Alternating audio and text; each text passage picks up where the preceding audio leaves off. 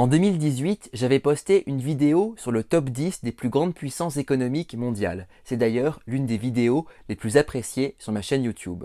Pour mesurer la taille des économies des différents pays, je me suis basé sur un indicateur dont vous avez déjà sûrement entendu parler dans les médias, que ce soit à la télévision, à la radio ou dans la presse. Cet indicateur, c'est le produit intérieur brut, plus connu sous ses initiales, le PIB. Mais au fond, le PIB, c'est quoi exactement? Pourquoi a-t-il été inventé? Que mesure-t-il? Comment est-il calculé? Et pourquoi est-ce qu'il s'agit à la fois d'un indicateur incontournable et contesté?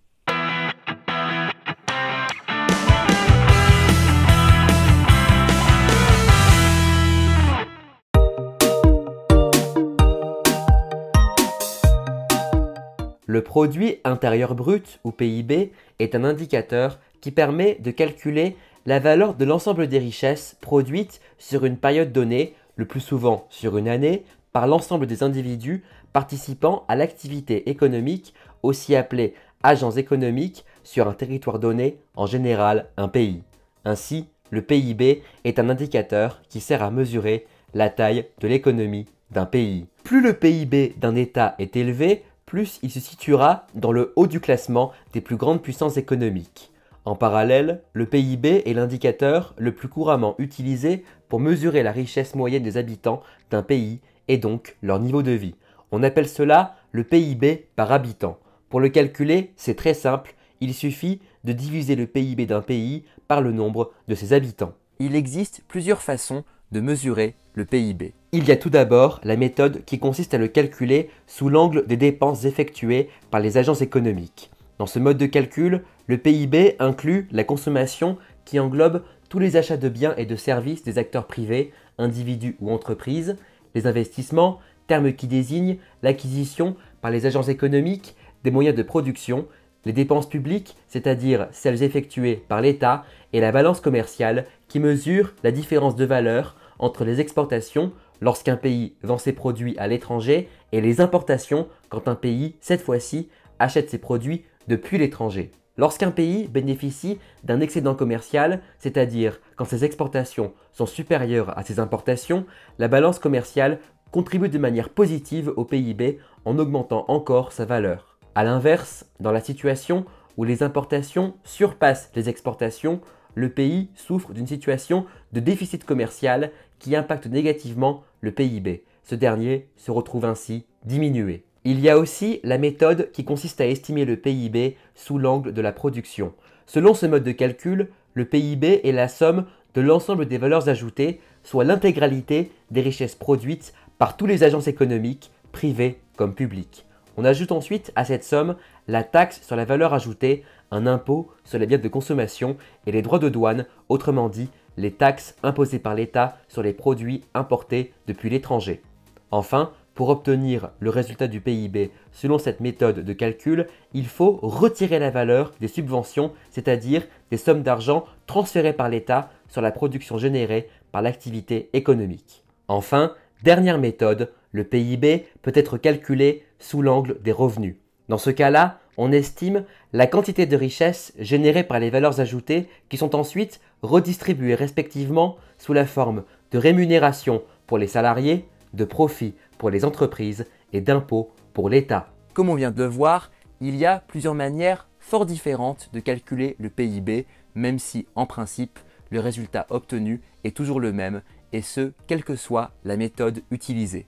Avant le PIB, on utilisait comme indicateur pour mesurer la taille de l'économie d'un pays le PNB, le produit national brut. C'est un indicateur très similaire au PIB, avec cependant une différence de taille. Alors que le PIB calcule l'ensemble des richesses produites dans le territoire d'un pays, peu importe la nationalité des agents économiques présents sur place, le PNB, quant à lui, tient compte des richesses produites par les ressortissants du même pays, que ce soit au sein de ce dernier ou à l'étranger. Ainsi, par exemple, les investissements réalisés par une entreprise allemande en France seront comptabilisés dans le PIB français et dans le PNB allemand, tandis que les dépenses effectuées par un touriste français en Espagne seront comprises dans le PIB espagnol et dans le PNB français. L'idée d'un indicateur mesurant la production économique apparut dès le milieu du XVIIe siècle lorsque l'économiste anglais William Petty inventa un indicateur destiné à mesurer les revenus perçus par les propriétaires fonciers de l'Angleterre dans le but de dénoncer les impôts qui leur étaient imposés par le gouvernement de Londres afin de financer ses guerres contre les Provinces-Unies, les actuels Pays-Bas. Au cours des siècles suivants, d'autres économistes proposèrent des indicateurs qui jetèrent la base de ce qui allait devenir la comptabilité nationale, un terme qui désigne la représentation quantifiée et schématisée de l'économie d'un pays. Cependant, il n'existait pas encore d'indicateurs permettant de mesurer la taille de l'ensemble de l'activité économique d'un État. C'est finalement en 1934 que le PNB fut officiellement inventé par l'économiste américain Simon Kuznets, suite à une demande en ce sens émise 2 ans plus tôt par le Congrès américain avec pour objectif de mesurer précisément l'impact dévastateur qu'a eu la Grande Dépression débutée en 1929 sur l'économie américaine. Suite à la conférence de Bretton Woods en 1944 qui jette les bases du nouvel ordre économique et financier mondial de l'après-guerre, le PNB, sous l'influence de la nouvelle puissance dominante, les États-Unis, s'impose comme le nouvel indicateur économique majeur. C'est ainsi qu'il est rapidement adopté par la plupart des pays du monde. Pour de nombreux pays, notamment en Europe, le PNB permet de mesurer le redressement de leurs économies après les destructions massives causées par la Seconde Guerre mondiale. Mais à partir des années 80, avec l'augmentation des échanges commerciaux et des flux d'investissement étrangers sous l'effet de la mondialisation, le PNB devint de moins en moins pertinent pour mesurer la taille réelle des économies. En effet, dans de nombreux pays, la part des richesses produites par des acteurs étrangers ne cessa de croître. Or, leur participation à l'activité du pays est inclue dans le PNB de leur pays d'origine, mais pas dans celui où ils ont pourtant réalisé cette action économique. Par conséquent, le PNB ne reflétait plus aussi bien la taille réelle des économies des différents États. C'est ainsi qu'au début des années 90, la plupart des pays du monde abandonnèrent le PNB comme indicateur de mesure des richesses produites pour le remplacer par le PIB. De nos jours, le PNB existe encore comme indicateur, mais il s'appelle dorénavant Revenu National Brut, le RNB. Et alors que le PNB était calculé sous l'angle des dépenses, le RNB est, comme son nom l'indique, obtenu en additionnant les revenus perçus par les acteurs économiques du même pays, que ce soit au sein du territoire national ou à l'étranger. Comme on peut l'imaginer, la taille de l'économie d'un pays ne sera pas identique selon que l'on prend comme unité de mesure le PIB ou le RNB. En fonction de la quantité de richesse produite par les ressortissants d'un pays à l'étranger, ou à l'inverse par des agences économiques venus d'autres États dans ce même pays, la différence de résultat est plus ou moins importante. Ce qui ne change pas en revanche, c'est la valeur du PMB, le produit mondial brut, qui, comme vous pouvez l'imaginer, mesure l'ensemble des richesses produites dans le monde entier.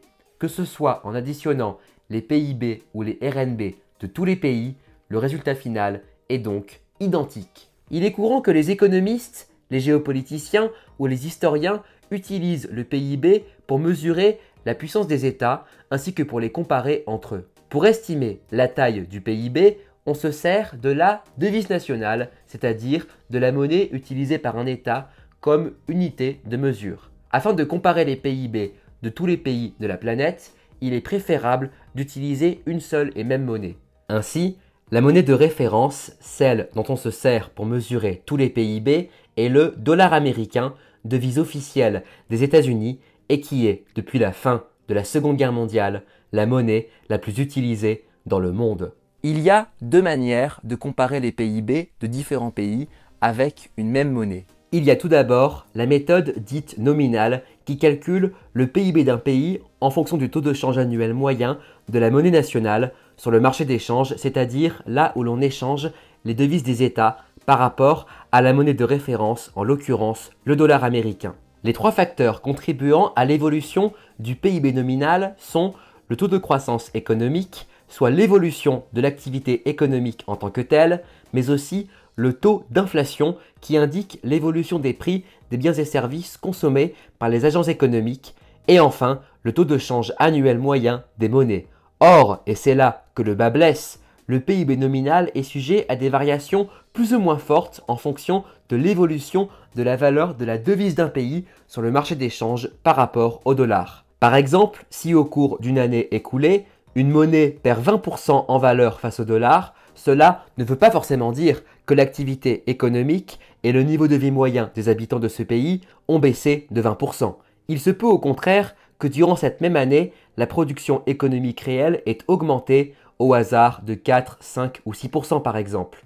Et pourtant, la chute de la valeur de la monnaie d'une année sur l'autre va se refléter sur l'évolution de la valeur du PIB nominal qui va donc fortement baisser sur cette même période, que ce soit le PIB total ou le PIB par habitant. Au-delà de la problématique du taux de change, le PIB nominal ne reflète pas correctement les différences de prix dans les différents États de la planète. En effet, de manière générale, le coût de la vie quotidienne dans les pays à faible revenu est moins important que dans les pays à haut revenu. Le PIB nominal ne permet donc guère d'obtenir des comparaisons pertinentes du coût de la vie entre les différents pays.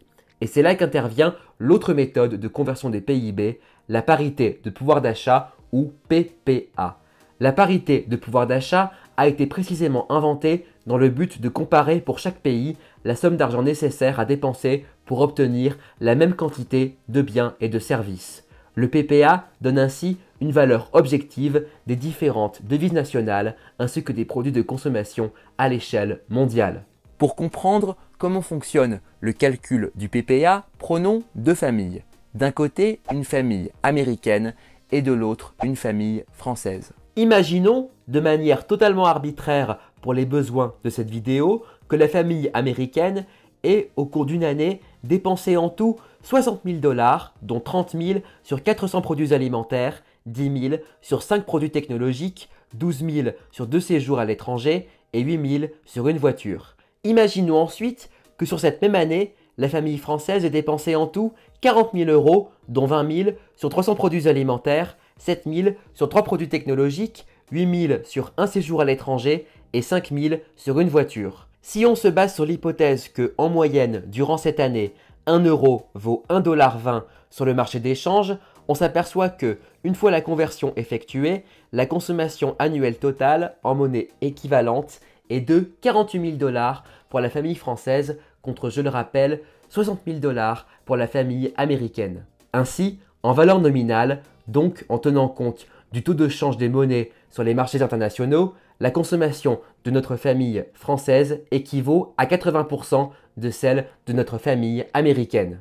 Maintenant, comment faire la comparaison en parité de pouvoir d'achat? Eh bien, c'est très simple. Il suffit de reprendre la quantité de produits achetés par les Français et de remplacer les prix de ces produits qu'ils ont payés en euros par les dépenses effectuées en dollars par les Américains sur ces mêmes biens et services de consommation.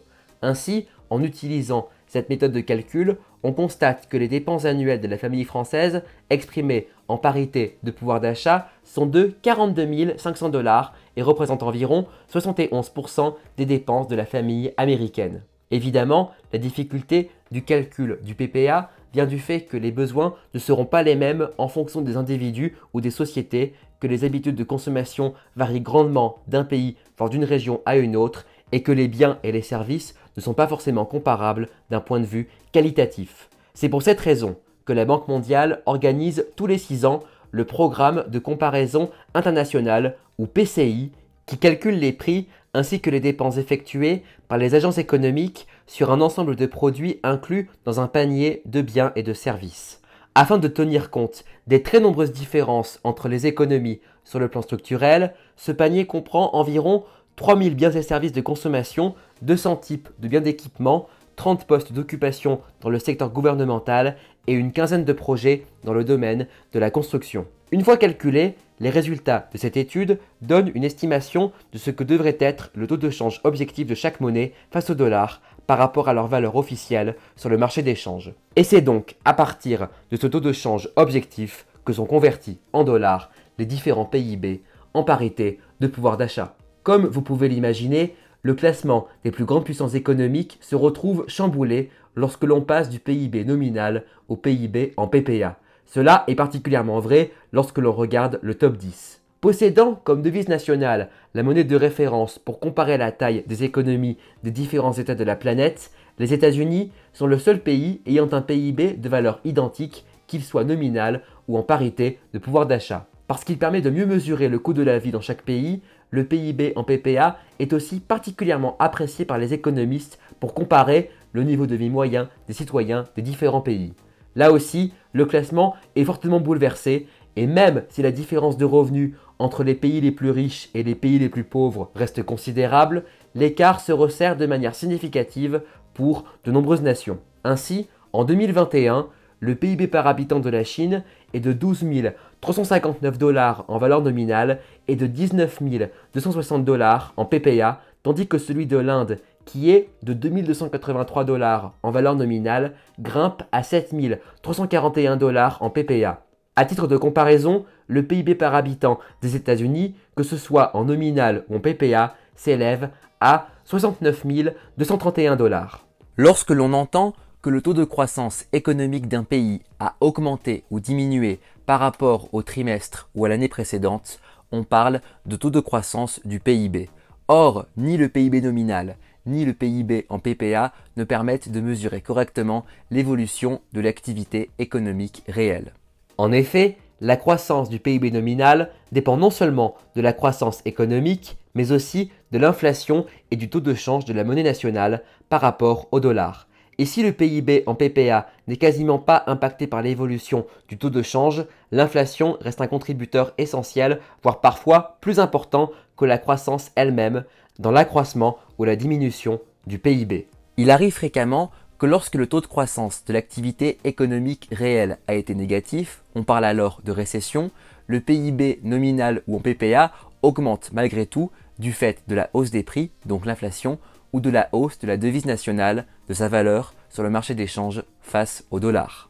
Pour mesurer l'évolution de l'activité économique d'une année sur l'autre, il faut supprimer les effets de l'inflation et du taux de change sur le PIB et prendre les prix d'une année comme référence et les appliquer ensuite sur d'autres années.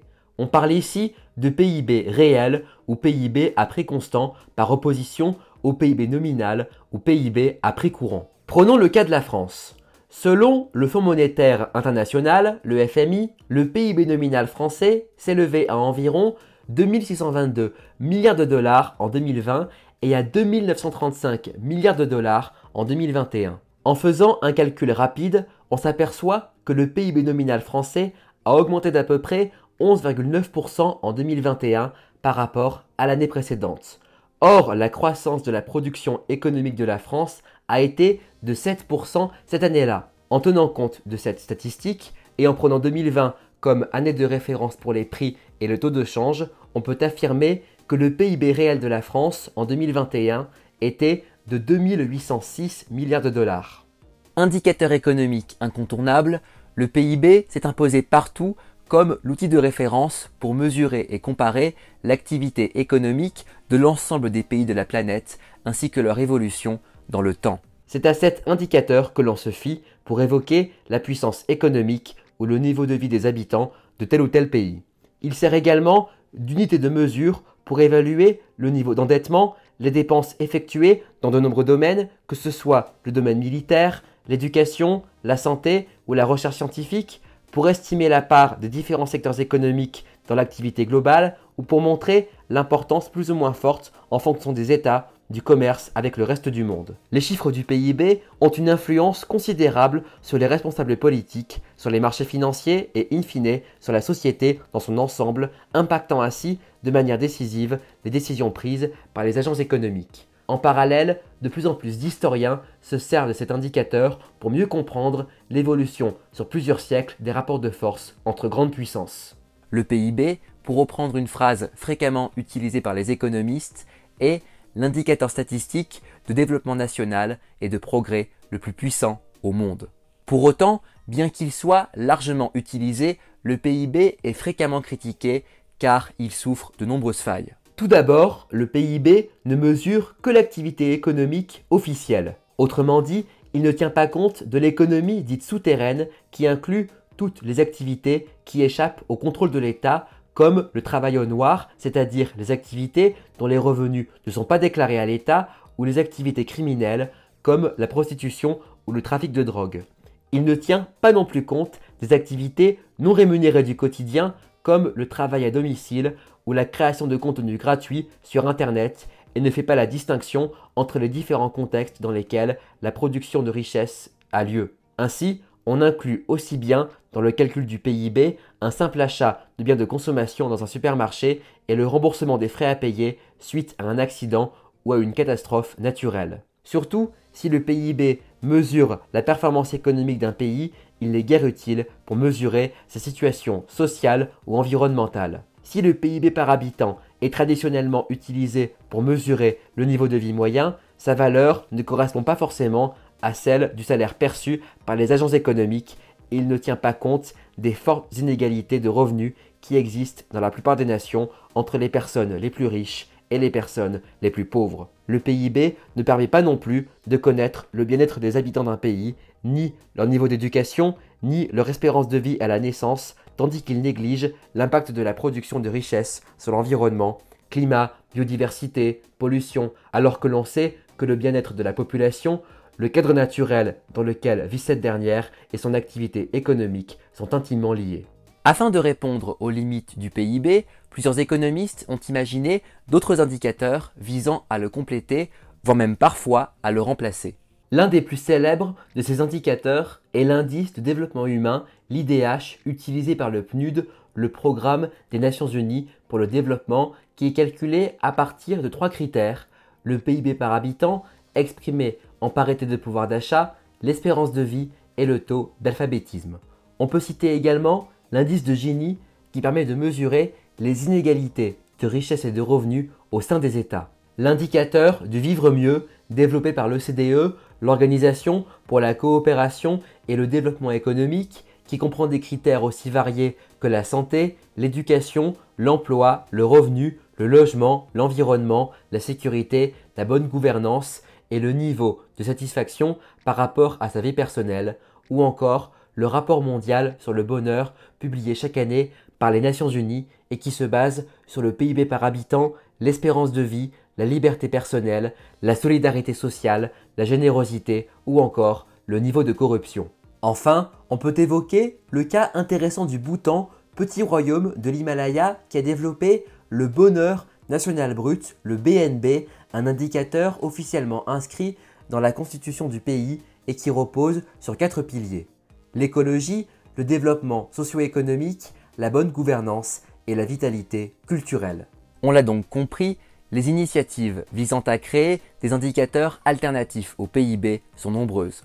Pour autant, le produit intérieur brut demeure incontournable et sans doute irremplaçable pour les années à venir, et ce pour une raison simple, il est le seul indicateur à pouvoir calculer ce qu'il y a de plus essentiel, à savoir la puissance, la croissance et le développement de l'économie d'un pays. Si les nations de la Terre veulent à la fois élever le niveau de vie de leurs habitants, améliorer leur bien-être et mieux préserver l'environnement, il ne leur reste qu'une seule solution: avoir une économie innovante et performante. Au fond, ce que seul le PIB est capable de calculer.